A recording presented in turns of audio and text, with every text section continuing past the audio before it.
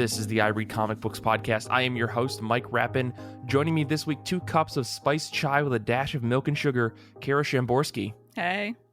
And Kait Lamphere. I sound delicious. Oh my God. Thank you both for joining me this week for episode 303 of I Read Comic Books. This is a very wild and kind of different episode as far as I'm concerned, if only because we're recording extra early in the morning, or early for me, 10 in the morning. And we're talking about something that's only slightly comic related. I'm really, really excited to see where we're going to go with the conversation. But I am really excited to talk about comic books today with both of you. Kara, you were going to say something before I jumped in.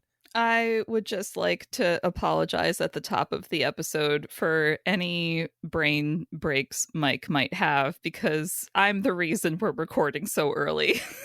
Listen, we do what we have to in order to make this show work. And today we're here at 10 in the morning to talk about comic books. So let me ask my legally mandated questions, which is, how have you been? How have comic books been? Let's start with you, Kara. All right. So my routine with the magic that is the Hoopla library app is I check out 10 comics and then I don't read them until they're about to expire. And then I'm in crunch mode. Classic. That's the correct way to do it. So I read 3 volumes of Die and 3 volumes of Once and Future in 48 hours. So I'm on Kieran Gillen medieval overload. My God.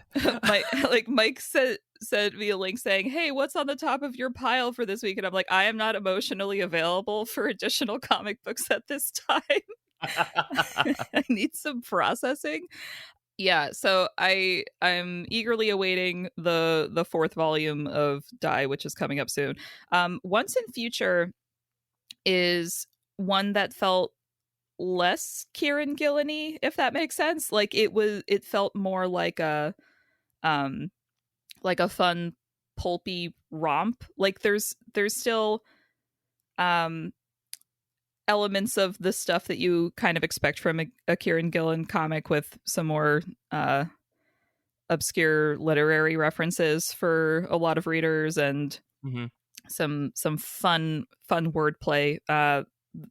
For those of you who are unfamiliar with the title, Once and Future is a comic from Boom Studios, and the premise is a bunch of white English nationalists resurrect King Arthur so that he will defend Britain for the Britons. It's a very obvious commentary on Brexit, but through the legend tradition of England. So there's lots of different legendary figures that crop up, and there's a monster hunting grandmother and grandson duo, and there's a lot of interesting stuff done with how different versions of legends exist and how those versions interact with each other. And I do think even if you're not a scholar of Arthurian legend, it's still an interesting read because it's fun. It's super fun to read because all these ridiculous things happen where you're just comic books, everyone. Well, the thing that kills me about that book is, as much as I don't know a lot about Arthurian lore beyond just there was King Arthur and he had a Knight of Round Table. Do that accent all the time, Mike. Yeah. The thing I really enjoy about the book is this the weird concept of stories being retold, and as soon as you hit these certain beats, a lot of other things fall into a chain reaction sort. There's a really interesting question about fate and control of one's life based on choices that you or maybe others have made that I find fascinating, and it's such a fun struggle to watch the characters of the story fight with that idea that, oh no, these few things lined up in a certain way that it started to create this mythology all over again. And therefore, there's nothing we can do to prevent it unless, and then there's a wild, wacky premise about how we could fix it, or break away from the ongoing chain reaction. On top of that, it is just a really interesting book in the way that, I think Gillen is making commentary about the world today. But I think there's a lot going for this book, and it is. I read it all in quick succession. I think I just been sitting on issues for almost 18 issues, and reading that all in one go was a slap in the face of just this is probably one of the most interesting comics on the shelves right now. It's just you have to read it all in one go to like get the bigger picture. And like I said, it also is very fun. Like I really enjoy Kieran Gillen's work, but it is work that you generally have to like really focus on. And this book felt more like, haha, I'm watching an entertaining television show and somebody's about to get blown up. Where are the chainsaws? That's true. So there is a wacky feeling to that book. Yeah, it did like aesthetically at points feel more like Spawn or something from Dynamite. So it was, if you want something not so serious, but that still doesn't talk down to you, this is a good pick. And then since Halloween is coming up, I did read the complete Charlie Brown Waiting for the Great Pumpkin, which is a Fantagraphics collection of the comic strips about the Great Pumpkin from like 1959 to 62, I think. So if you didn't grow up reading Peanuts comics like I did, the Great Pumpkin is Linus's answer to Santa Claus. And every Halloween, the Great Pumpkin rises out of the pumpkin patch to fly around the world bringing presents to good girls and boys. And everyone just spends the entirety of these strips being like, Linus, you blockhead, this is not a thing. And he's just like, it is, because I'm sincere. And And this collection of strips, it was interesting because these strips are newspaper strips, so they were originally presented in like 4 strips placed horizontally. And for this Fantagraphics book, they did alter the format a little bit and make it like 4 squares, so 2 and 2 stacked. So it did take me a minute to kind of get into that format, but for a book, it makes sense if they want to kind of stretch the book out to 60 pages like they did. But I did end up laughing out loud towards the end of it. It was like a short, quick read, delightful for Halloween. And there's just... Charles Schulz really had a finger on the pulse of American culture. And I know a lot of Peanut stuff gets kind of written off at this point as being like sort of lowest common denominator of humor stuff, which it had to be as a nationally syndicated strip. But the early stuff in particular was Charles Schulz bringing a very specific philosophically tinged moral viewpoint and exploration of these some tensions in America through this comic strip. And so it manifests as stuff that's genuinely funny. So towards the end of this Great Pumpkin collection, there's this one year where the character Sally, Charlie Brown's little sister, who has a crush on Linus, gets convinced to go hang out in the pumpkin patch with Linus on Halloween to await the Great Pumpkin. And when the Great Pumpkin doesn't show and she realizes that she missed trick-or-treating, she has like a complete meltdown for the next week of strips and just starts like screaming, "I'll sue!" in like letters big enough to fill the whole box. And I'm just like, America, litigious to the end. But just like all of her like genuine outrage at being swindled was like a real delight to read. Gotcha. You know, it's funny. Someone in the Discord, our friend Brandon, I think, was saying that he was reading the collected editions that Fantagraphics was doing of the Charlie Brown stuff, and I out of the blue, I happened to see it on the Comixology Unlimited page. I was like, whatever, I'll borrow it and I'll start reading it. And there are some strips in that series that are super fantastic, especially the first volume. But the thing that I noticed about Schulz is that you could tell he was having an off week when he would just like make a really bad pun or a stupid joke, and then the last panel would be Charlie Brown running away being like, "I get my kicks," and it's like, what the fuck is happening? You go from like these really smart, well-paced like series of 4-issue strips to this like just really bad joke. I found it to be really annoying. If you have to make a strip a day and like that's your job, you're gonna have some duds. Yeah, and I just I think it's just so funny to like see these duds collected among some really funny 4-panel strips. But it's good. I mean, it's funny that I only read like I think the first like year or so. So it's funny that like that he did the Great Pumpkin and it was such a long thing later, because I really wanted to get to that kind of stuff that I recognize from like my childhood. But it's good to hear that it's good. Like, it's still actually solid, and it's like the adaptations for TV didn't like rejigger everything just to make it work for television. So yeah, the TV specials were always the early ones at least were pretty good at just being like, here are the strips and this is our dialogue, and we're not deviating from the dialogue. Yeah.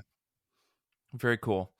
Well, Kait, what about you? How have you been? How have comic books been? All that stuff. Good. I've actually been reading quite a bit, some manga, some stuff on Hoopla, some things that have been sitting around. I'm really trying to like kind of clean up our house before winter hits and I lose all of my motivation. And part of cleaning up means reading all of these comics that we own and haven't read, right? So sorry for you. What I want to talk about is Black Magic Volumes 2 and 3 by Greg Rucka and Nicola Scott.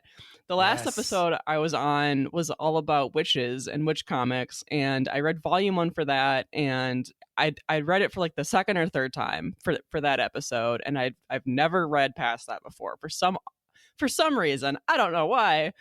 And I was determined to keep going this time, and I did.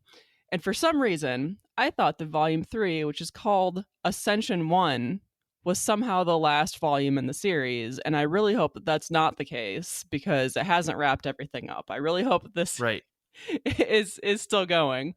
I haven't honestly checked. I don't know if the single issues are still coming out or if Volume 4 is expected or anything like that. I just hope so. And in Volume 3, the main character's life is like really a mess. I mean, this series is really like just hitting her again and again while she's down already. But there's like this optimistic tone to all of that, like as if it's like a waiting game and it's gonna get better. She's putting a lot of work into fixing things, and that's actually kind of nice. Like, I've seen characters sort of fall apart in stories before, but this one kind of has like this promise to it that like the next volume is really going to like things are gonna start working out. So it's not all just bleak. So I'm excited for more. Yeah, I mean, I feel like Black Magic is one of those series that I wish would just come out in graphic novel form. Like, once a year, we just get a new volume. Maybe it's 100 pages, and just so that we could get more of this series in our lives, because Nicola Scott, Greg Rucka are busy probably doing a million other things to like bring in a ton of other income in other ways. But like, this feels like a labor of love kind of series. But it's so well regarded. I kind of wish that they could spend more time on it. But I understand, like, you got other obligations and things to do.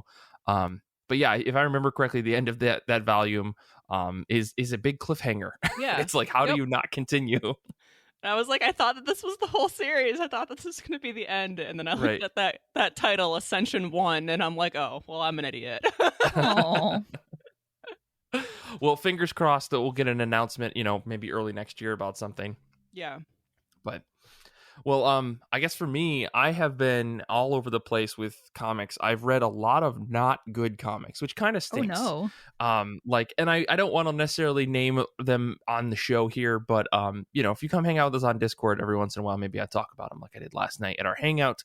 But I've also been planning. So like, I usually don't get into like the season of things. Like, at this point in my life, I'm such a jaded adult about things. With the exception of this year's Halloween, I've decided that I'm getting into the spirit by running a Nightmare Before Christmas themed D&D one shot with some people. It's actually happening tonight after today's recording and everything else that's happening today. It's going to be me, a friend of mine named Ben, Brian, and Kait Lamphere are going to be playing this. Oogie Boogie has taken over Nightmare or Halloween Town, and you have to go in and stop him. It's going to be really, really fun. I love this journey for you. So long story short, some friends of ours had been, I'm going to tell this whole story, whatever. This is our podcast. We can do whatever we want. Somebody had posted like a TikTok that featured someone saying, oh man, someone created a bunch of monsters from Nightmare Before Christmas. And I was like, okay, if someone found this, I'm going to find this thing. I happened upon a Pinterest page, which took me to another page, which took me to another page, it took me to a Facebook group that you had to join. And if you joined it, you could DM the administrator and he would send you a PDF of this Nightmare Before Christmas characters all turned into monsters and stuff. For the most part, it's pretty good. I had to make some tweaks because some of the things were broken or didn't make sense. But yeah, ultimately found a thing, came up with an idea, created a Roll20 game, and Brian and Kait and our friend Ben all are coming up with Disney characters. Oh yeah, that's the other thing. They're not just going in as generic fantasy characters. They're going in as other Disney characters who have been turned into D&D creations, like D&D sheets. And they are Kingdom Hearts style coming together to fight the bad guy in this world. I'm very excited about it, to say the least. I'm excited for you. This sounds delightful. Kait, do you want to tell the folks at home and Kara here who would genuinely appreciate it who you are playing in this game? I'm playing Jim Hawkins from Treasure Planet. Yes! Oh my God, what a good so choice. Good. It's so good. So we're doing that tonight. I'm very excited. And I haven't been necessarily reading comics to get myself in the spirit outside of the handful of ones that were bad, so I'm not going to mention them. Danny says that I should name them. I will say the 2 Scott Snyder books that I read from the Comixology originals that he put out, I was not a fan of. Not for me. But that's about it. Nothing else to say about that. Not everything is for everybody, Mike. Exactly. But I will say one of the books that I did like that I read recently was Stillwater Volume 1. This is Chip Zdarsky with pencils and inks by Ramon Perez, colors by Mike Spicer, letters by Russ Wooten. Last week I picked a Zdarsky book. This week I picked a Zdarsky book as what I've been reading. But ultimately, I can't argue. These books are really, really good. And Stillwater is really solid. I read number 1 a long time ago and I was like, I'll trade weight this. And then I finally did. And then I never actually sat down to read it until this past week. The problem with it is that I read the first arc and immediately was hoping the second volume was out because I read it so long ago. But of course there's only 3 more issues out of the next arc. I think the next volume does come out in January. So fingers crossed I can get that. But for those of you that don't know, the story of this book follows Daniel West as he heads to Stillwater after a mysterious lawyer leaves a message about an inheritance. Stillwater is this little city way off the beaten path. It seems like it's going in upper New York or something like that, or in the New England area where things can kind of get lost in a forest. Upper New York, Mike? Upstate. Yeah, upstate. Sure. Upper. Upstate. Yeah, upstate New York. Sorry. But what he finds when he gets to Stillwater is not necessarily an inheritance that he was promised, but a small city where no one can die. If you are within the borders of this city, you will not age and you cannot die. And that's not necessarily a good thing, especially as things begin to get revealed as the story goes on. There's a lot of anger and secrets and machinations and power struggles and people being angry. And I get a lot of Southern Bastards vibes from this book. Obviously, it's not about football in the South and old grudges and stuff. Instead, it's just about the more we learn about this town, the more dire it seems, despite the utopian appearance that it has. What wouldn't you do to live a life where you could be the same age forever? Especially if it happened when you were an adult. But what if you were a kid? What happens when those types of things happen? There's a lot of questions to this book, and it's really, really interesting. I think Zdarsky's done a good job of developing the mystery while also keeping each issue really, really well paced. Ramon Perez's art is fantastic. It's very quick. It's very loose, but in a way that makes every page feel energetic. You don't really feel even just the dialogue back and forth between a couple of people on a page doesn't feel boring because of the way that he chooses to angle things and all that kind of stuff. So I really like the extremely well-defined characters, really beautifully constructed scenes that immerse you deeply into this small city vibe. It's not a town, but it's not a megatropolis. It's kind of just your medium-sized city, but obviously the population is very, very small because they need to keep this thing a secret. And I'm really, really excited to read the next volume. So yeah, highly recommend Stillwater if you get a chance to read it because it's a very solid book overall. But I don't know if you guys are into that kind of stuff, but it's pretty good. If you want some nice tension in the middle of the fall. I mean, you had me at your Southern Bastards comparison, but also I'm like, It's not as violent as Southern Bastards, I will say. It's just that like that idea of there being like these old grudges and just people going head to head against each other because like of different, beliefs about how things should be done. I got that vibe. I wouldn't say it's the exact same. Sure. Okay. That's fair. But anyways, let's move on. Let's talk about comic books that are coming out in the near future and comic books that are just on the top of your pile. For those of you that are picking books this week, comics are dropping on October 27, 2021. But let me know what's on the top of your pile. Let's start with you, Kara. So I read about this book like a while ago, I think when it first came out. And then I was like, yay, I'll get around to reading that. And then didn't until now because my library had a copy. It's a comic book / travelogue called Tokyo on Foot by Florent Chavouet, and it is advertised as a walking tour of Tokyo in comic book form. I did see mixed reviews about it, so I don't kind of know what to expect, but the art looked really bright and cheerful, and I'm not going to Japan anytime soon, so I thought, why don't I visit Tokyo in comic book travelogue form? That sounds great. So that's next on my list. And then I discovered today that there is a sequel to Sheets, and it's called Delicates, and I will be reading that almost immediately after we're done recording because I really enjoyed Sheets, where let me think, it's been a while since I read it. The teenage girl, middle school age girl, discovers that there's a ghost named Wendell that lives in the laundromat, and you're like learning about like Wendell's ghosty reasons, and it's very cute. Listeners of the show know that we recommend Sheets all the time, and there's a sequel, so that's so exciting. I've been sitting on Delicates for a while, and I really need to actually read it. Well, Halloween is this week, Mike. Now now's the moment for your ghost adventures. True. Kate, what about you? What are you excited for this upcoming week, or what's on the top of your pile? I'm excited for Lore Olympus. Yeah, by Rachel Smith. And if everybody should be fucking excited for this book. Holy smokes. If this sounds familiar, it's been a webtoon for a while. I checked out the webtoon website, and it's got 5.2 million followers and a 9.71 rating. So this is very popular, and I have not read it at all, even a little bit. I've been, I would say I've been trade waiting it, but I didn't even know that this was coming out in a bound version until earlier this year. So it's more like I heard about the book and I was like, you know what? I'll just wait for that. Sure. This is a modern retelling of the love story between Persephone and Hades. And I was seeing fan art of this webtoon and screen caps of this comic before knowing what it was from, before knowing that webtoon was even a thing. So this has been kind of like in this pop culture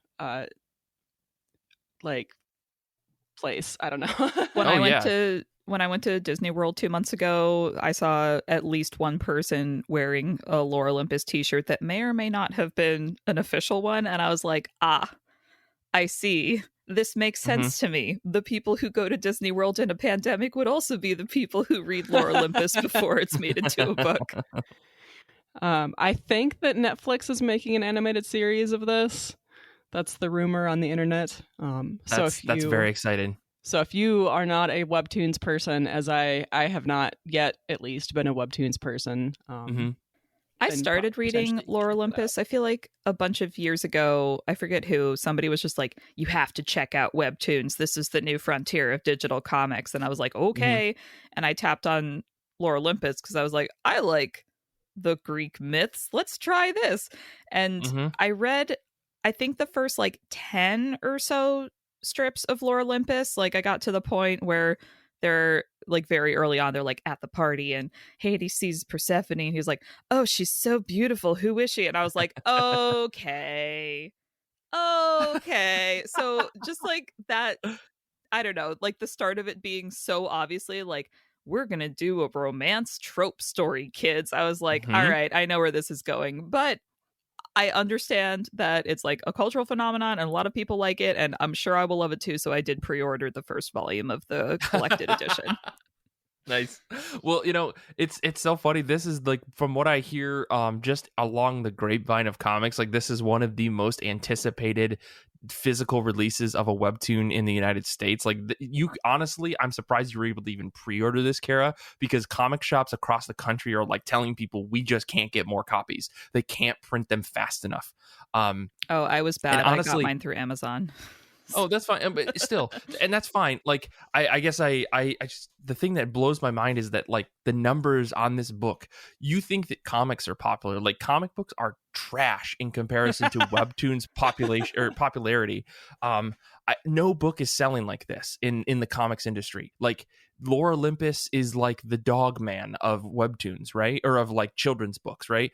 The Dog Man is selling like crazy. Captain Underpants sells like crazy. Something like Smile sells unbelievable numbers. Lore Olympus is the new, like, guys, this is what the standard should be, but comics are so insulated inside of themselves. It makes me so frustrated to see this webtoon thing rise in popularity in the United States very recently. I know it's been very popular in China and Korea and Japan for a long time, but to see things like webtoons grow in massive popularity in the United States and then not watch the comic book companies copy this model that works so well for people makes me sick, especially because like the number of people reading Lore Olympus, the brand recognition and the fact that it's coming from like one creator is insane. And I think like recently, beyond the big two, the only book that I know of that's doing numbers that are even relatively close, and I'm talking like maybe a tenth of the numbers, is that new Matt Rosenberg Tyler Boss book that's coming out, where they got 100,000 pre-orders without a loot box integration. And I think like that is one of the best selling independent books. I think Saga's probably going to break that record when it comes out in January, but nonetheless, like, how long is that going to keep up for those books? Whereas Lore Olympus continuously gains popularity.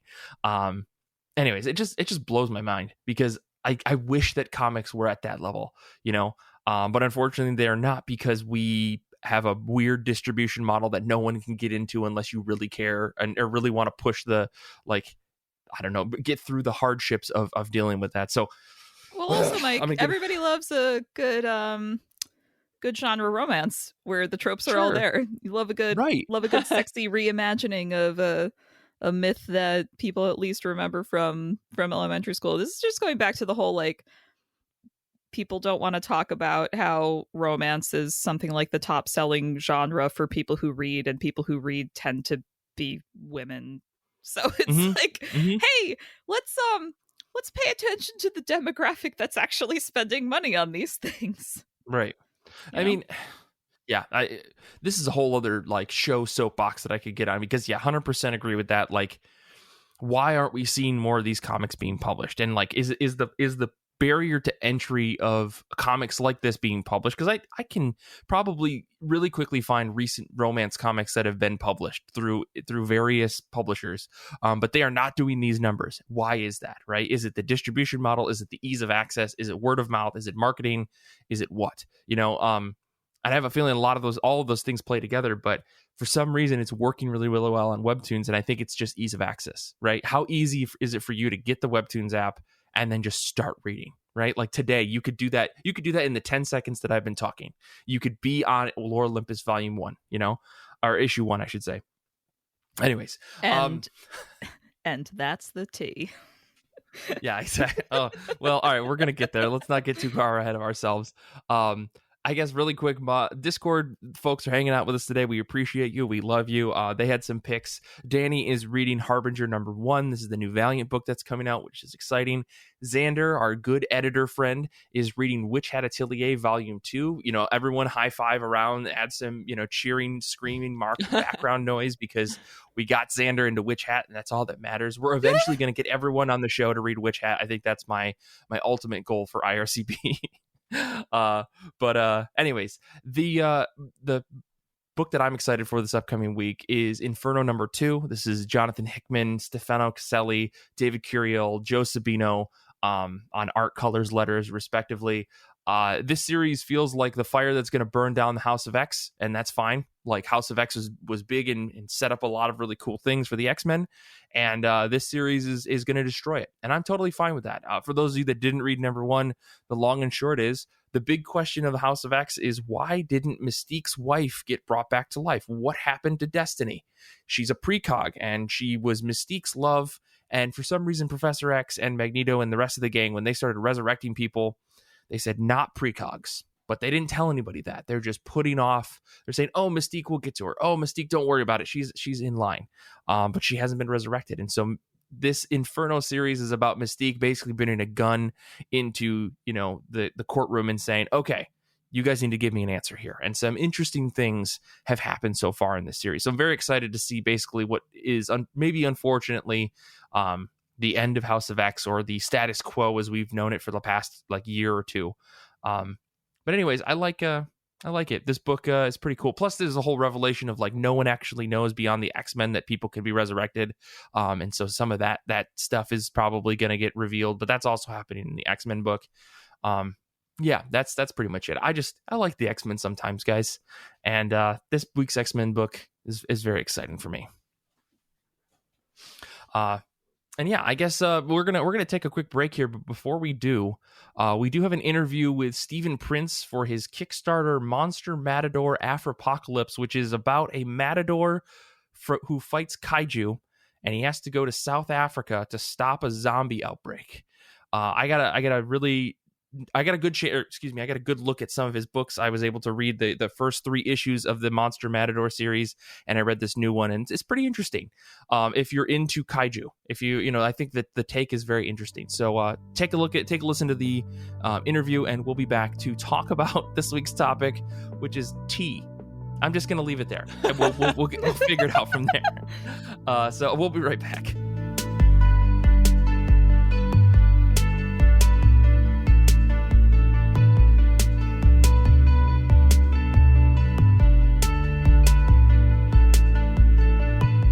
For IRE Comic Books this week, I am talking to the one and only Steve Prince, creator of Monster Matador. The latest Kickstarter for the series is out right now, AFRIPOCALYPSE.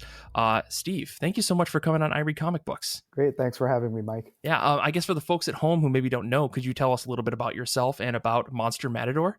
Sure. So I am the writer and creator of Monster Matador. I started doing comics after I got laid off from my job in the toy industry. I've always done comics. I've always done cartoons and whatnot.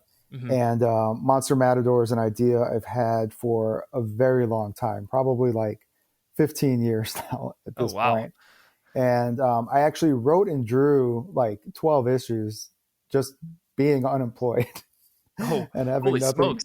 Just for fun, just to kind of and it just kind of got carried away with it. And a couple of years ago, I decided to kind of do it right with a fantastic artist who we have now, who's Fabio Alves. And we did a kind of a relaunch of the series with a mini series called Monster Matador, Tangle of the Matadors, which introduces you to this sort of post-apocalyptic world where monsters reign free and a matador has taken up his sword and cape to fight these kaiju in order to give his daughter a better future. I mean, and I will say, looking at the covers of these books and just staring down that concept, I didn't know what to expect going into these comics. So right. I have to wonder what's going through your head to try to match up this idea of a matador who is fighting these humongous kaiju. I mean, just the issues that I was able to read. I mean, they're giant flying monsters. I mean, right. How does this all come together? So it's when I originally came up with the idea, I had done it in a more kind of it's more like slapstick, kind of like if you think of the Three Stooges, Sure. Was very kind of over the top and whatnot. And then when I started kind of really developing it, obviously with comics, with superheroes, with, things like this, you kind of have to suspend your disbelief, Mm-hmm.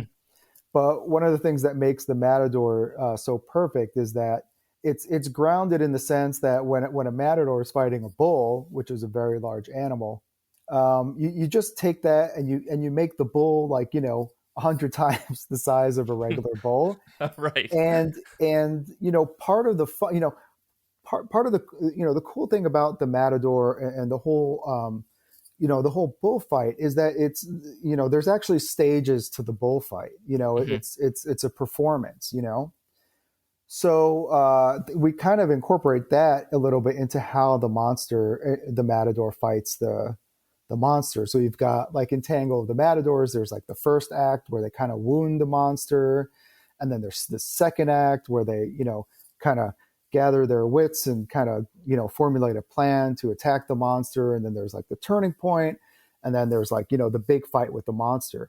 And part of the fun, and I think part of what kind of keeps the concept fresh, even though it's at the end of the day it's a guy fighting monsters each time, right? That's kind of but you have to keep it fresh to keep people interested, and part of the fun is trying to figure out, okay, how is this 6 foot tall Matador actually going to kill this giant kaiju? In the first one, it's a giant fly. Like, if you think of like Mothra, and one of the things we did with it was it's not just the giant fly, but because it's like kind of like a queen bee. Mm-hmm, so she has these like hundreds and thousands of like little bees all around her that are also attacking him. And I will say the art in those first 3 issues, absolutely terrifying. Those bugs scared the crap out of me, and just in terms of the grossness that your team put together to make such like fantastically terrible monsters. You know what I mean? Yeah, and like I said, a lot of credit for that goes to Fabio. Mm-hmm. It's really interesting, as Fabio, that was the first thing we worked on. So we were kind of like getting to know each other, and I was getting to know him. He's in Brazil, getting to know what he likes. And Fabio, it turns out, is he loves horror. He's a big horror guy. Gotcha. So, you get that in the art. And it's interesting because the script originally wasn't necessarily written with him in mind, Okay. But as his start, because his art is it originally written for a more kind of, I guess you say, like a comic booky style. Sure. Like your traditional, like almost like a Marvel or DC kind of thing. Yeah. And what was interesting was that it added, Fabio's art just kind of added a whole new layer to it. Mm-hmm, mm-hmm. Where things that were, in the script might have come off over the top is played so straight that it adds this other element of almost like dark humor to it. Sure. So it was interesting. We found an interesting balance, and we adjusted the script along the way and to like fit his needs. And the one that we're doing, the next one for Kickstarter, was actually that one. I specifically wrote that one with him in mind. Gotcha. So it's been a lot of fun working with him. And speaking of that, I mean, could you tell us a little bit about what the new Monster Matador series is all about? Yes. So one of the things about Kickstarter that always drives me nuts is, and we did Tangle the Matadors. We started in June 2020. We released all 3 issues within just a little over a year and 3 months or so. Mm-hmm. So we got them out pretty quick, but it's kind of like, it's tough, the wait, and then doing Kickstarters is like, it's brutal, it's like, as a creator, and I really didn't want to do like 3 Kickstarters a year. Sure. This next one is actually a self-contained 64-page one-shot. And What's nice about that is you get the book, you get the story. It's a nice thick 64 pages. You don't have to wait to the next one, Mm-hmm, mm-hmm. It's a done in one, and it actually winds up, at least for the backers, it winds up being cheaper in cost than it would to back 3-4 separate issues. Gotcha. So you get more value, more bang for your buck. Anyway, this one is called AFRIPOCALYPSE, and in it, the Matador is recruited to travel to South Africa to join a team of kaiju killers from around the world, mm-hmm. to fight an ancient evil that has risen, to find and fight it in the South African forest. And this ancient evil, what it does, it kind of infects people and animals, and it turns them into zombies. So it's basically Predator meets zombies. Right. Right. You know, which, I mean, with big Austrian/German guys in tow and everything. We did. So it's funny that so there's two monster fighters called Hans and Schrader, Mm-hmm. and Schrader, they're basically Hans and Franz, but action heroes. Right. And Schrader is, if you think of Arnold Schwarzenegger, but with the mind of Werner Herzog, Mm-hmm. that's kind of what his angle he's based on. And they're actually based on the creators of another comic book called Baby Badass, David Schrader and Christian Horn, whose middle name is Hans. Oh, And I see. David and I were tabling together at a convention, and he was telling me about the creation of Baby Badass with Christian, and it was one of those things where the name Hans and Schrader popped into my head, Mm-hmm. and we just started making fun of it, like Hans and Franz, and it was like, hey, wouldn't it be funny if I put you guys, as like, and it just took off. It just took off from there. So that was a lot of fun to kind of throw them in there. Yeah, I mean, I was fortunate enough to get a little bit of a preview of this book, which is really interesting because it felt like there was a more, with a bigger team, it Mm-hmm. kind of changes the way that the book felt compared to the previous three issues.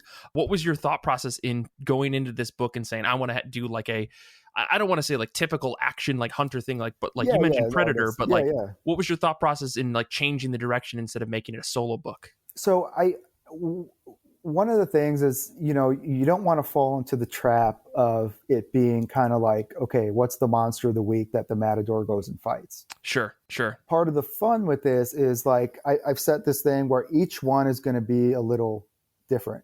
So this one, it was interesting to see kind of like the Matador work in a team dynamic with a bunch of like, they're all A-types and they're all kind of leaders, Sure. So it just brings this tension between everybody. Mm-hmm. And they're just kind of like, they're all kind of like, fighting, not fighting physically or amongst each other, but it's fun to kind of watch him kind of squirm a little and kind of like how to navigate not being like the top guy. Right. So it's just, and it gives you a bit more of a sense of his character, you know what I mean? Of like the type of person he is and whatnot. But it really is just to kind of like, I don't want readers to kind of go, oh, it's another Monster Matador. He's going to go to town and fight the monster by himself. You know what I mean? Like, yeah. I want people to be like, oh, okay, I wonder what's the scenario that he's going to do next? What's coming next? And I think I've already written the next one. And in that one, the kind of like thematically, he has to like face his greatest fear. Oh, okay. So there's so it's kind of, it's finding themes, finding things to like kind of just keep it fresh for everybody. Mm-hmm. Mm-hmm. And one of the interesting things about this one, about AFRIPOCALYPSE, is that I actually wrote it. I was kind of halfway writing it just as the lockdowns for COVID hit. Oh, geez. And and in all honesty, as I was writing, like I kind of had a feeling where I was going with it, but I didn't quite have the monster yet, right? Sure. I didn't quite have it, like, because I didn't want to do the typical, oh, let's find the hidden temple or whatever, and here's the monster. And COVID kind of influenced it. So the question was, how does the Matador essentially fight a virus, right? Which is basically what zombies are, which is where they come from, fighting a virus. So how do you essentially kill something that you can't even see? I mean, we'll have to find out by supporting the Kickstarter and seeing how that all turns out. I mean, there's don't worry, it's not like he's not fighting like, he's not like slashing at the wind or whatever. The last half of the comic is him just in a laboratory, right, with a bunch of other scientists. That sounds total change of pace. Yeah. But it's more to the sense of, like, he fought in the first one this kind of giant fly, which you can go, okay, you kill the fly, right? Right. How do you kill something where it's not necessarily clear how you kill it? Mm-hmm. And that's part of the fun of like, okay, like, how it does start off like that kind of like Man on a Mission movie, but then you kind of go, wait a minute, how's he actually going to beat this thing? How's he going to beat this thing that is almost like this existential threat, that goes beyond just like being a monster, all the more to look forward to with this in this volume. I mean, speaking of that, or this new issue, I guess, what kind of, so for folks that are interested, we want to back this thing on Kickstarter, what kind of rewards can they look forward to, provided everything goes fantastic and you guys get fully funded? Well, it will. Okay, so every reward, you know, obviously you get the for if you get the physical, you get the digital versions of everything. For the physical, every physical reward is going to come with a press photo. And we've got this really cool image that was done by Fabio and his colorist, Edson Ferreira, who they worked on a book called Banjax together, which won a Ringo Award. And they also do another Kickstarter book called The Jump. We have a special movie poster version, a variant cover. And this is our value tier. It's $25. You get the 64-page one shot with the variant cover by Tony Donnelly. You get a book plate that's signed by me, by Tony, by David Schrader, by Christian Horn, and by Ryland Grant, who is another comic book writer who's in the story. And you get an 11 by 17 movie poster of the cover. Very nice. Very nice. And then we have some limited original art rewards. We have catch-up rewards where you can get the original series, Tango the Matadors. And then Kickstarter now has an add-on store. Mm-hmm. So to make it just simple for people, you know, the main rewards are basically the books and the catch-up. We have in the add-on store, we have a few limited edition variant covers left from Tango the Matadors. We have a limited edition foil cover of Tango number 1, which we only printed 25 of. Oh, nice. We have a 9x12 glow-in-the-dark print, which was printed by Nakatomi Print Labs, which you can get. So there's a lot of stuff. But, you know, our focus is always on the rewards are great, but like, you know, the book is the thing and we want to, you know. Of course. So, yeah.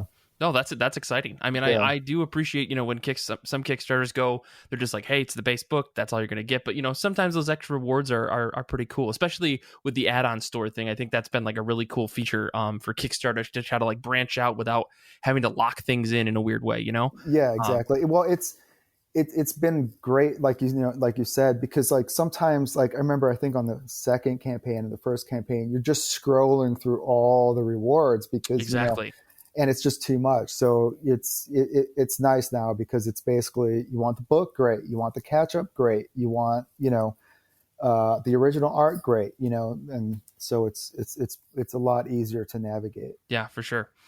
Well, I guess my last question for you, not exactly about the Kickstarter, but it's about comics in general. And yeah, you know, I'm always curious to know, we have folks on the show, what kind of comics are you into, or what have you been reading recently that has really gotten you excited about comic books? I'm really lucky that a lot of my friends make great comics. Yeah. Ryland Grant, again, is a good friend of mine. He's doing a book with Source Point Press called Suicide Jockeys, mm-hmm. which I think is on issue 2 right now. And it's awesome. It's like a time travel action movie. I'm not selling it very good here, but I don't have the solicitation copy in front of me. I've been rereading the Chris Claremont X-Men stuff. Very nice. Very nice.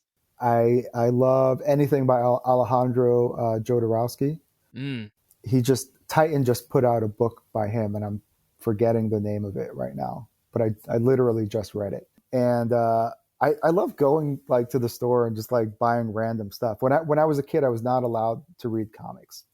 Oh, okay. So up until, this is like through like the 80s, up until like I was a little older, I started getting into them when around when Image, like when Jim Lee was on X-Men and stuff like that. Mm-hmm. So I would always, as a kid, see these like ads or like for like Marvel comics from the 80s. So I read tons of just old like Marvel stuff, especially from the 80s, to like literally anything to play catch up. Like even stuff that's like, it's terrible or whatever. But there's some really cool stuff that. Right. I mean, there's always gems. I mean, like Chris Claremont wrote so many comics, like they can't all be winners. I get that. Yeah. Oh man, yeah. But it's fun. I love like all these new. They're putting everything in omnibus. Yeah. And I just love these, like, going through, like, you just get everything in one big book, which is nice. I mean, I gotta wonder, how do you read those books, though? I think this is a debate that we have on the show, because we know a handful of people that buy those omnibuses. Everybody's got a different situation. Do you have like a lectern at home that you walk up to and open the book with like a ruler and stuff? So some of them are manageable. Okay. Sure. But yeah, some of them I'm like, okay, yeah, I've actually been considering buying one if I could just figure out where to put it. Right. Because I literally, like, it's been, I don't even know when it came out. Probably last year, the New Mutants Omnibus. Oh, yeah. It's freaking massive. It's humongous. It's huge. And I'm like, I want to read it, but I'm like, man, I can't put this thing on my lap, Right. And I don't want to be hunched over a table on a flat surface. So I'm like, yeah, I gotta figure something out. That is the one thing, is like, once they get over a certain number of pages, like DC, I think they did. DC went a little crazy. They did like the entire Invisibles. Yeah. And that was just like, it's not even like, you can't even read that on a lectern. It's like, like, you imagine the pages, there's so many pages in that thing that like they would just be creased together even if it was open all the way, right? And it weighs like it's got to weigh like 150 pounds. It's just like, you can't even pick it up and bring it to the lectern without pulling a muscle. Right. Or like, shifting a vertebrae or something like that. So. Well, we'll once there's a solution out there, I'll make sure to get in touch with you when someone has figured out how we're going to do this. Please do. But no, that sounds great. I mean, I love the X-Men, so like I totally get wanting to go back and read a bunch of Claremont stuff and everything. But I guess to wrap things up here, where can people find you on the internet, and where can they find Monster Matador? You can find Monster Matador right now on Kickstarter. No, but in all seriousness, you check out the Kickstarter. You can go to monstermatador.com. You can find us on Facebook, Twitter, Instagram, under Monster Matador. So just look up Monster Matador comic. I've got a corner on the name, which is a good thing, because it's not Monster Matador 05689, whatever. Right, that's a totally trustworthy Facebook domain. Don't worry about it. Yeah, the next guy's gonna have to deal with that. But no, right, yeah, you can find us just we're Monster Matador on Facebook, all social media. And then monstermatador.com.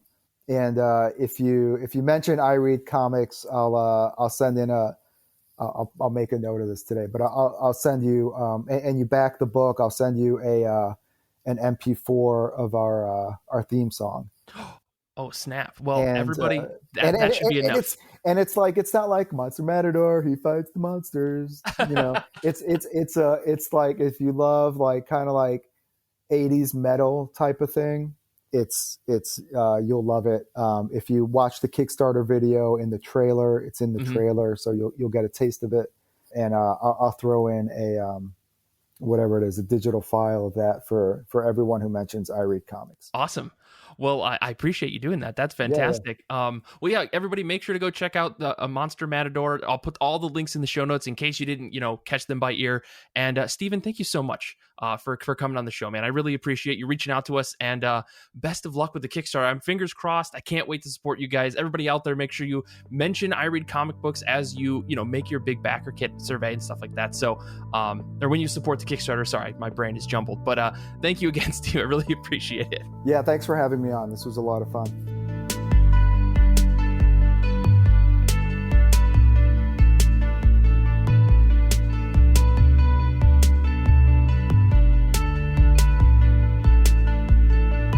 This week on I Read Comic Books, we are talking about comics and pairing them with tea. For this week's show, I basically know nothing about tea other than sometimes you go to a coffee shop and say, I'd like an iced tea. Or you go to, a gas station or a convenience store and you pick up like a green tea or something like that. I really genuinely don't know much about it. So Kait and Kara were like, Mike, let us educate you. And more specifically, Kait mailed both Kara and I like these little care packages that came with a bunch of tea in them. Honestly, the coolest little package I've gotten in a long time. And I buy stupid amounts of things on the internet. Yeah. Mike, did you get a tiny thermometer with yours so your water could be the right temperature? I thought that like fell out of a cupboard into the box. No. So I showed my mom this box of tea with Kate's like delightful handwritten care instructions on tea bags that didn't have an outer wrapping.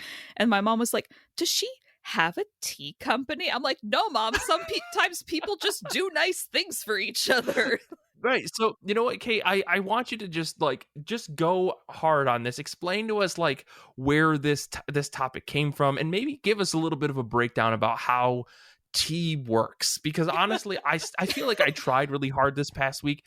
I still don't fully understand all of it. Mike, I have to tell you, everything you said about tea belonging in gas stations made me want to cry. So this is what I'm saying. I think the only like quote unquote authentic tea I've had is like at restaurants. Sometimes they'll bring you nice little teapots. Like if you go get dim sum and they give you the tea and stuff like that. Like maybe that's like the only authentic tea I've ever had. I don't know. What is authenticity? Is anything real if it's prepackaged? I mean, come on. Kate, tell us about tea, please. I don't know the answer to that question, but yeah. So I don't know how I got into tea. I think the same friend that got me into coffee and like good cooking got me into tea as well years and years ago. And then it's just like the thing that I can usually find on vacation to support like the small store in this little nowhere town or something, you know? Mm-hmm. Sure. But I actually had a hard time finding loose leaf tea in Grand Rapids when I moved here. It was like weirdly difficult. And now that I know where to find it, I'm like, oh yeah, of course it would be at this store. But when I first got here, I was like, no one has loose leaf tea.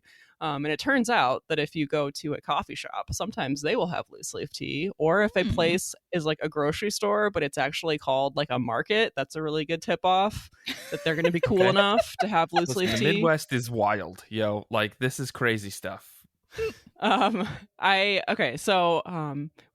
package that I sent to Mike and Kara had a variety of like black tea, green tea, and herbal teas. And these types of tea are going to have different like recommended temperatures of your water, and then a brew time. So like black tea, you can just boil the water, and then it's like steep 2 teaspoons of loose leaf tea in a cup of water for like 5 minutes. And then it kind of, from there, the delicacy of the tea changes. So like white teas, you'll want to steep in for less time in less hot water. And then you get down to like a green tea. What was that, Mike? I said, because I don't think I followed any of these instructions correctly. You know what, Mike, if it makes you feel better, I have been drinking tea for the majority of my life, and I only learned about correct temperatures when I was out in California, and some of my colleagues insisted that we got tea water boiler where you can select the temperature that the water is warm to. So I was very much an adult when I learned that tea has correct temperatures. I think, again, in America, that's a new thing. I think before the last, especially this episode prep, I think I was mostly just buying tea from like the grocery store, like in pre-made bottles. So that's fine. That's fine. But it's so cheap to make on your own. Yeah, I mean, there's so much tea that you can just go to like the tea and coffee section at the grocery store and just get like the nice like pre-packaged stuff from Stash or sure. And that's all good too. I mean, I just like the loose leaf because I can change the amount of tea that I'm making at a time, and I'm not stuck with like the one bag. Right. And then I can also kind of like throw my own blends together. Not that I really have gotten into that, but. So this all came together, right? Like, so you sent us these packages of tea, and the goal was for, at least for me, I don't know, for Kara as well, to drink some of these and try to like associate them with some comics. I guess I just want to make sure we get to the end of this bit. Yeah. Here. Yeah. So this was my episode topic idea, because Kate and I were on the schedule, and Mike, you said, what do you want to talk about? And we were like, and then I was like, wait a minute. We like tea and being cozy and Halloween and accompanying reading material with hot beverages that create the cozy vibes. So we realized that we could probably do an episode where we talk about comics that we would read, particularly around Halloween, and what types of tea we might pair with those comics to create a multi-sensory experience of reading. So that's where we're at. So I struggled with the homework, I will say. I mean, it's really bizarre because I don't typically associate like doing anything along with comics other than reading comics. Like maybe listening to music, rarely, sometimes maybe drinking something, but usually I like disappear everything in the world away from me except for the comic, because I think there's just this broken piece in my mind where like I used to read physical singles and I'm like, I can't touch anything wet, I can't touch anything that's going to leave residue on my fingers. I want to make sure that my hands are clean because I don't want to tarnish this physical medium that I've got. And I still have that when I read, especially when I read manga, because the paper is so porous. It can, even if your fingers are just a little bit wet, you can end up with like a mark on the pages and stuff. So like this was an extreme challenge for me, which I found interesting because I did get to try some teas. Some I liked, some I didn't. But I guess, Kait, do you remember all of the teas that you gave us? Do you maybe want to walk us through a little bit what you gave us? If you give me a minute, I can, because I took a picture. Oh, okay. Okay, go for it. Yeah. Okay, hold on a second. I had started my list of Halloween reads prior to receiving Kait's wonderful box. So I did have some pairing recommendations that were not included in the magical tea selection. But, okay. So like one of the first ones that came to mind for me, because when I think October, I'm like, man, I just want to reread Hellboy. And for me, that suggests the tea pairing of Lapsang Souchong, which is... I described in my notes as the Scotch of teas, because it's a black tea. So when you steep it, the water gets like a very dark brown or black. And the Lapsang Souchong preparation is that it is actually smoked. So when you're drinking that tea, you do have a smoky aroma, which your mileage may vary depending on if you like your things to be smoked or not. But for me, like thinking like, oh, Hellboy, well, I could drink scotch while reading Hellboy, but then I wouldn't get very far. Or I can drink some Lapsang Souchong, still have the smoky aroma that reminds me of like traversing the moors in search of monsters to punch, or being in hell. So, right. Like, being in hell. Wait, in hell at one point. Isn't tea supposed to like make you feel chilled out and stuff? Like, why would you want to drink a tea that's going to make you feel like you're in hell? It's smoky, fire, brimstone. It's atmospheric, Mike. Okay. Mentally, I am in hell right now. So, Kait, like, were you able to find that? Yeah, aesthetically, yeah. Kait, were you able to find that list? I did, and you're right. I sent you a whole bunch of stuff. Yeah. I unfortunately wasn't able to get through all of it, but what I did get through, I have thoughts on. So, Kait, with the selection that you sent us, were you just sending us things that you liked, things that you felt were more fall-ish? Like, what was your process? I sent you guys, I wanted to make sure that you got a black tea, a green tea, a white tea, and an herbal tea, which is pretty much like covers all of the kinds of tea. And then, yes, I did send multiple different like spiced teas, because when I think fall, I think spiced tea. Okay. So what I sent, do you want me to list them off? It's going to be a minute. All right. Yeah, let's do it. This is our Scott Pilgrim moment. All right. Let's go for it. So I sent a spiced chai, which is a black tea, sweet and spicy from Good Earth, which is an herbal tea, chamomile and lemongrass from Ahmad tea, which is herbal, white rose, which is from Numi, and that's a white tea, orange spice, also from Numi. I think that one was also a white tea. And then we've got a whole bunch of teas from the Great Lakes Tea and Spice Company in Michigan, Sunshine Ginger, which is herbal, Holiday Spice, which is a black tea, Goji Berry Green Tea, one of my favorites, that's a green tea. And then finally, Harvest Blend Herbal Tea from Trader Joe's. Okay. Classic. Okay. I just finished a box of that. See, I think I only drank 3 of those teas, unfortunately. That's okay, Mike. We don't drink have a lot all of day. tea. I know. Well, that's the thing. I don't drink a lot of tea. I kept having to set reminders in my phone to say, like, drink some tea. And I kept skipping it. Like, I don't think that that's the idea with tea. You're supposed to drink tea to kind of chill out, and instead I was like putting all this pressure on my mind. So like I was already setting myself up for failure. Aww. But no, the teas that I did drink though were pretty good. One of the spice teas I could not even get through the whole cup because it was so gingery. It was like hurting my tongue. But I think I also might have steeped it too long. I don't know if that has any effect on the flavor or the spice of it. Yes. Okay. I think that might have been my problem. But yeah, I mean, like, I guess, like, as I was drinking some of the teas, like, there was one that I was like, this is very good. I've never had a tea where I've wanted to actually put milk in it before. I'm not typically that type of person. Like, I usually drink like black coffee and like just plain everything. I don't like sweeteners in my life or something. But yeah, this there was this spiced tea that you sent over that was in like a red container. I found the picture earlier. I don't know what happened to it. That I wanted to almost put milk in just because I felt like it would add even more to the flavor. But we don't typically keep milk in the house, so I didn't. But it was very good. I mean, and it made me think, like, when I see people in comics drinking tea, that tea in particular gave me that feeling that I think you get from like the cozy look that you can see in comics.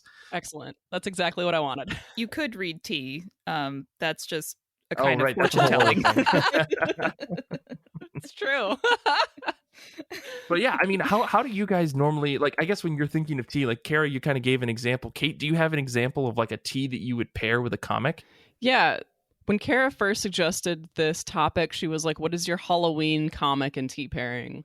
So for me, I think what is a cozy comic that is Halloween themed that I want to read and snuggle up in a blanket and maybe drink some hot tea with, and it's Pumpkinheads by Rainbow Rowell. Yes. Okay. It's just a nice book. Like, it's just a nice story. It's low risk. I mean, low risk. It makes you feel cozy. There's not a lot of plot. All right, I don't. Yeah, you're right. It is a sweet book. Yeah, and so I would like to drink a cinnamon herbal blend with Pumpkinheads, and that's one of the reasons that I sent you so many spiced teas and spiced blends. Was okay. That's kind of what I was going for. Is just something that is extra warm tasting as well as being like a warmer beverage. Mm-hmm. So I thought one of the books that I think of when I think of Halloween season is Chilling Adventures of Sabrina, which is returning. There are going to be more issues finally. Sure. But that book is... whatever you say, Kara. I am just telling you what the Archie Comics solicits say. I don't believe a word coming out of your mouth. No.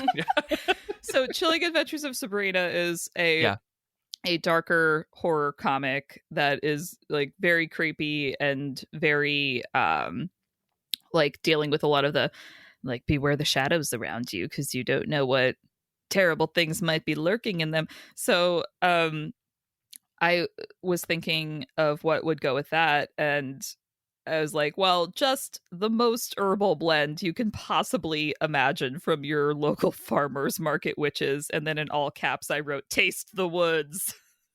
It's like, I have a bunch of loose leaf herbal teas that I've accumulated over the years that always say something like earth grounding or like just anything that has just such an absurd blend of herbs that when you smell it, you're like, ah, yes, the outdoors. Do I want it in my mouth? Unsure. Let's find out. Because sometimes with herbal teas, you drink them and you're just like, ah, yes, the plants. I drink them. Oh my. But like, that's the kind of thing that would work well with a horror comic like Sabrina, where you're just like, is a local witch poisoning me with this? Unsure. Let me keep going and find out. No. Because again, creating an atmosphere to double down on what you're reading. Gotcha. I mean, this is really interesting because I'm trying to like, I don't really have a lot of experience with different teas, obviously. So I was thinking about like, what comics do I think give off the vibes of drinking tea, right? When I think of the idea of drinking tea, sure. Maybe I don't have the flavors in mind, but like, I was thinking about, obviously, Witch Hat Atelier, there's just a coziness to that book. I mean, we can talk about it a million times on the show, but I'll move on. There's a series called Bug Boys that I really like. This is Laura I can't think of her name off the top of my head, Laura something. And that book is really just like wholesome, and there's a lot of really nice moments between like the two beetles that are the main characters of the series, Stagby and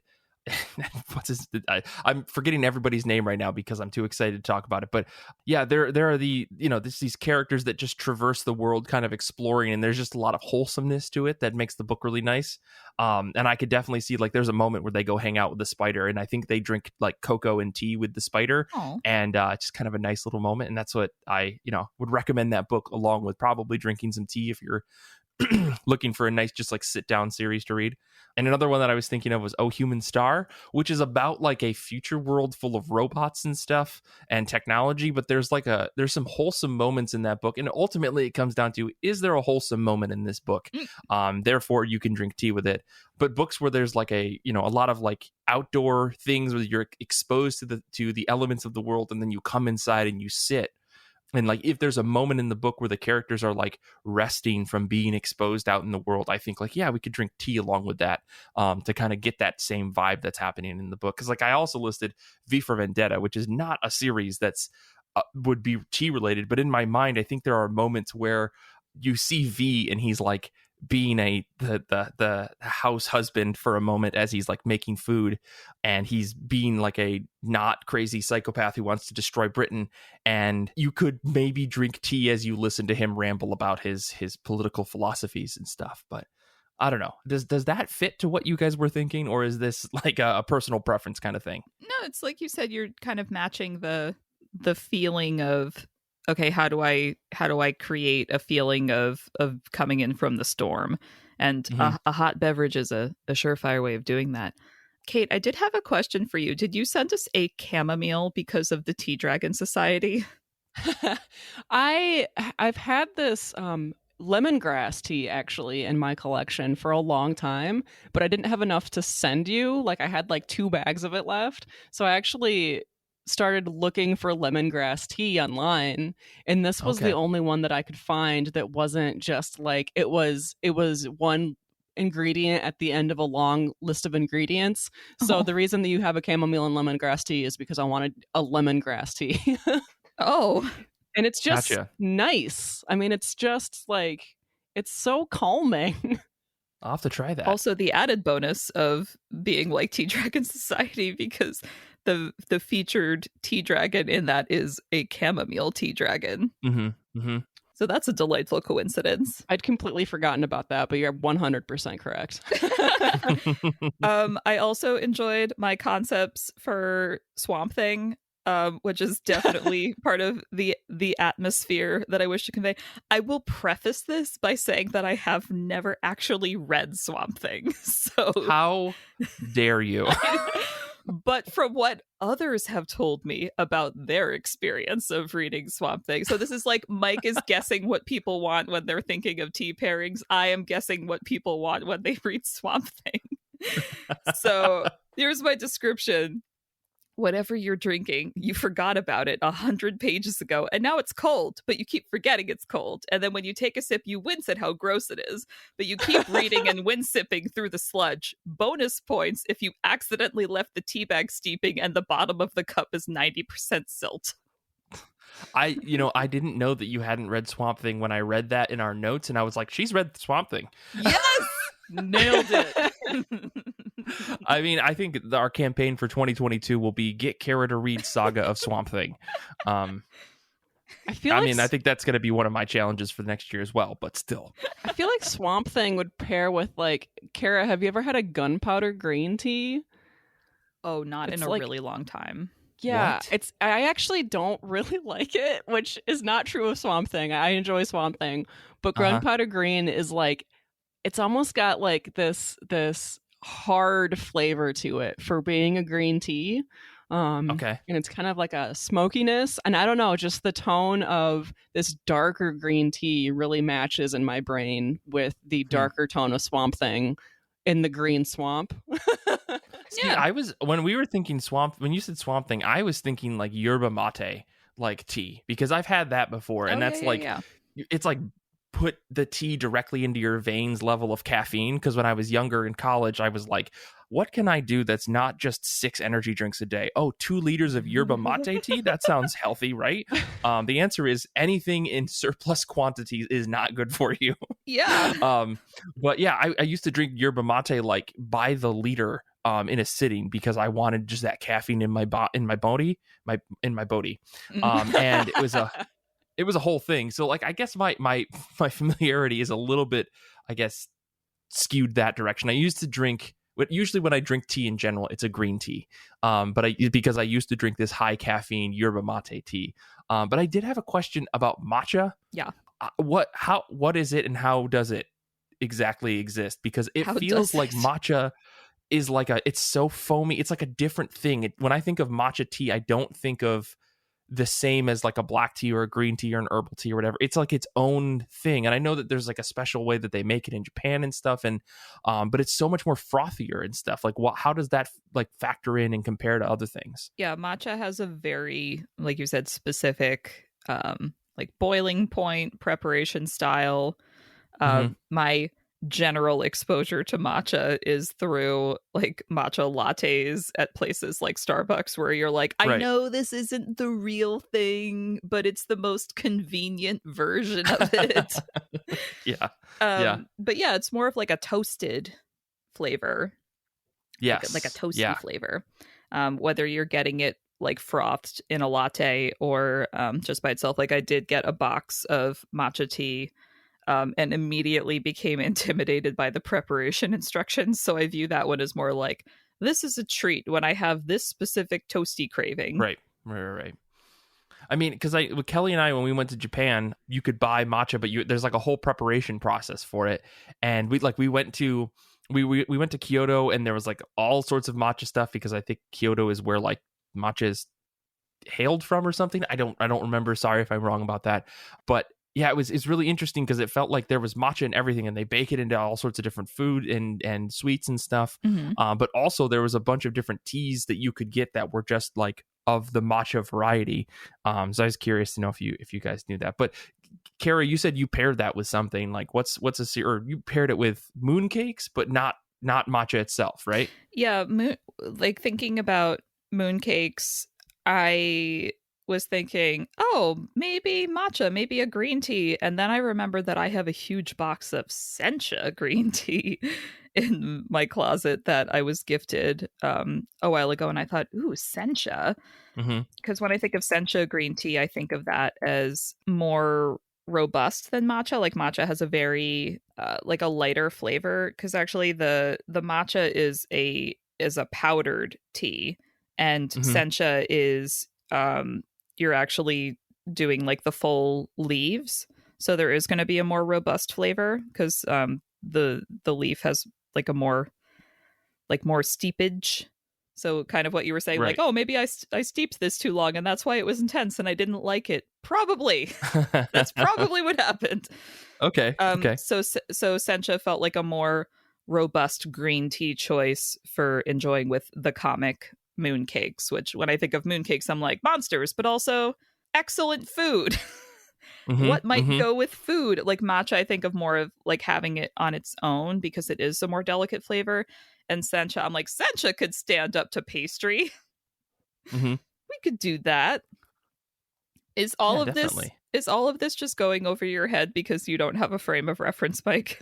No, I get some of it, right? Like I think I've tried most of these teas before. Like, you know, Kait, like you've got a couple of the things listed that I was curious about that I just wanted to hear you talk about, because I think like ultimately what we're coming down here is like, if there's a comic with a specific vibe, you can probably find a tea for that vibe. Especially like, Kait, you've got a couple of the weird ones on your list, or at least one weird one on your list that I want to hear you talk about.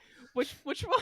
Which is witches. How do you find a comic to go with that horror comic? Okay, so for some reason, whenever I think anything that is kind of action heavy, that's got kind of like a tension to it, I think I have to drink black tea with this, which doesn't really make that much sense in my head, because you would think that you would want like a more calming tea so that your heart rate isn't like 120 beats per minute while you're sitting on the couch. But I can't. Why are you doubling down on the caffeine buzz? I can't drink something that's cozy, like that is an herbal tea or a green tea or a white tea that is like subtle and read like a horror comic or even something like Abbott. For witches and Abbott, I think I have to drink black tea with this. Like this is just, these just go together. Like these will see your keep me on argument. my toes. And my counter argument is that I would not drink or eat anything with witches because I learned a long time ago that I am very susceptible to like the food memory being entwined with a horrifying story. When I was 8 or 9, I read the junior novelization of The Cask of Amontillado while eating croissants from the local grocery store, and I had to stop eating croissants for a really long time because every time I ate a croissant I thought about this dude who was bricking up another dude to murder him. So oh no. So with witches I'm like, I already know that shit fucks me up. I don't want to ruin any food for that. And for the record, we are talking about the Witches series by Jock and Scott Snyder. So yeah, it's very on brand for this, end of October episode. But yeah, I really quick, I guess before we wrap up here, I do want to say that I was thinking about some things. Like I drank some teas, and maybe I could pair them with like Girl from the Other Side, Squirrel Girl, Sweet Tooth. I even said like you could pair some teas with that. But I was also thinking like other drinks and what I would pair with them. And this is just my own personal thoughts. So like, think what you will, but most superhero books, all I can think of is drinking like a Diet Coke or like a cola or something that's just kind of like not good, but also a drink that you can have that you just could drink in excess quantity and it doesn't even matter, because it doesn't matter. Like it just doesn't taste great, but it doesn't taste bad. Like I like a good Diet Coke or a Coke every once in a while, but that's what I think of most superhero books. I was thinking for criminal, like I love the Criminal series by Ed Brubaker and Sean Phillips, but I would drink a PBR and maybe some scotch or maybe like a shot of Jameson and then a PBR afterwards as I'm drinking, reading through Criminal. Mike. Probably the same goes for the Fade Out, but that, I mean, I don't know. I also was like thinking, reading the book Spinning, I was like, I would just drink a bottle of Cabernet, because that book is depressing, but also too like really real at the same time. But like, I think it would work the more you drink over as that book goes on, and it kind of like gets a little uplifting at the end. You'd maybe smile and cry at the same time. Because it's Spinning. That book is on my to read pile, Mike. Am I just? It's good. No. It's no. It's by far not like a depressing book, but I mean, like drinking a glass of wine with it probably wouldn't hurt, I guess. Okay. Noted. Mega Hex is a book that's on my list, and I would just say drink absinthe with it. I'm not going to recommend doing any other harder drugs, though it's heavily implied that that's something you could do while you read that book. But yeah, I would probably drink like an absinthe or something really bizarre while I'm reading that book, because that book is, any of the Mega Hex books are way out there. And then the last one I had on my list was X-Men Grand Design. This is the Ed Piskor book. And I would say drinking rum and Coke is probably the best like medicine for this book, if only because if you're going to get through that entire very dense book, you might need something to kind of loosen up your brain afterwards, and a rum and Coke might be able to do that for you. Is X-Men Grand Design a Halloween pick, Mike? No, I'm not saying any of these are really Halloween picks here. I was just thinking about like pairing drinks with other things, and sure. This is what came to mind. That's fair. My closing question is Paper Girls a Halloween comic? Because it takes place on Halloween. Paper Girls is like a fall aesthetic comic in general. I think you could read that from September 21st through the end of Thanksgiving, and that book would super work. Okay. I paired that one with Irish Breakfast Tea, which is a stronger, darker, maltier version of English breakfast tea. And I figured if you're waking up for a paper route and don't drink coffee, you need a brick of caffeine to the face. So this one. Absolutely. Also fall vibes. Well, Kait, any last thoughts from you? I mean, you helped put a lot of this together. I mean, you sent us freaking tea in the mail, which I really appreciate, by the way, with the little thermometer and everything. So what are your final thoughts on this whole put together thing? I've just been noticing this kind of rise in tea being relevant to pop culture in the last couple of years. I don't know if it's because I'm into tea and so I notice it, or if it's always been there, you know. But there's a prose book called Under the Whispering Door by TJ Klune that's kind of all about tea, a tea house, and a reaper, and a guide into the afterlife. The show Goblin that's from Korea. Uncle Iroh in the Avatar series was really into tea. And the Monk and Robot series that are prose books, and the author's escaping me right now, but beautiful novella series that's all about a tea monk that helps you, like kind of like a therapist, but tea monks show up in town and give you tea to help you solve your problems. Kind of all about like reflection. You sit and drink some tea and reflect on your life and how you're gonna navigate a problem. So I don't know, just tea being a way to kind of gather your thoughts and take some time for yourself has just like kind of become a pop culture thing, and I think it's nice. More so in the West recently. I think definitely. Tea I think is very, very important in a lot of other cultures, right, beyond the United States. And I think I totally agree with you though. Like we've seen a big rise in it, I think, over the last like decade or so, as more and more characters become like synonymous with tea, or like tea becomes an important part of a story in some way. And Uncle Iroh is of course the big one that I think of from Avatar: The Last Airbender. Like I think you sent a video, or you posted a video in our notes for this week about like how to get into like some of the basics of tea and understanding where tea comes from. And a lot of the comments in the on that YouTube post were like, "Oh, Uncle Iroh is the reason I started drinking tea in the first place." Which I think is super awesome. So next up in the I Read Comic Books merchandise shop, our custom blend. Yeah, we're gonna have Kait curate us a custom blend of tea that we can send out to people. I can try. Listen, hey, we're gonna figure it out. Well, yeah, I guess that's it for the show. I really appreciate you putting this all together, both of you. I mean, and trying to educate me. Despite 6 years on this show, every week I feel like I've gotten a little bit more cultured, and then we do episodes like this, and I'm like, I am still just an uncultured Midwestern dummy. So I appreciate you guys getting me into something that I hadn't tried before.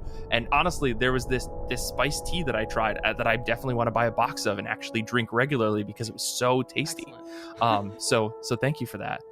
And yeah, I guess if anybody out there has any tea pairings that you'd like to send over to us, remember you can always email us at ircbpodcast@gmail.com. Next week's episode is our Goodreads book of the month. I'm going to be gone. I'm going to Philadelphia to do a big Pokemon event and see some friends because I'm a fucking nerd. But we'll be talking about the Six Gun Volume 1 with Brian, Kait, and Kait. As always, you can follow us on Twitter. Kait is at Kait Elfier. You can follow Kara at Kara S. Zam. You can follow me at Mike Rappin, and you can follow the show at IRCB Podcast on Twitter and Instagram. This episode first aired on Patreon and is possible because of our wonderful patrons. Join today for exclusive series like the IRCB Movie Club, Saga of Saga, and more. Join now at patreon.com/IRCB podcast. And if you haven't already, please rate and review our show 5 stars on Apple Podcasts, Stitcher, or wherever you listen to podcasts. It really does help us spread the word about IRCB. Join the IRCB Discord community to chat comics and more and listen to our episodes live as we record. Check out the link in the show notes, and it would help us a lot if you tell your friends or your local comic shop about the show. Infinity Shred is the best band in the universe. They do all of our music. We can't thank them enough. Xander is a very cool guy who makes us sound cool, and sometimes he shows up in the chat and just trolls the hell out of us. But you know what? He's our editor for the show, and we love him. Thank you to everyone for listening live. Thanks to Danny and Xander, and there was one other person whose name I forget hanging out with us. We appreciate you all. Thank you to everyone out there who listens to the show in general. You are fantastic human beings, and we love you. Until next time, though, comics are good, and so are you.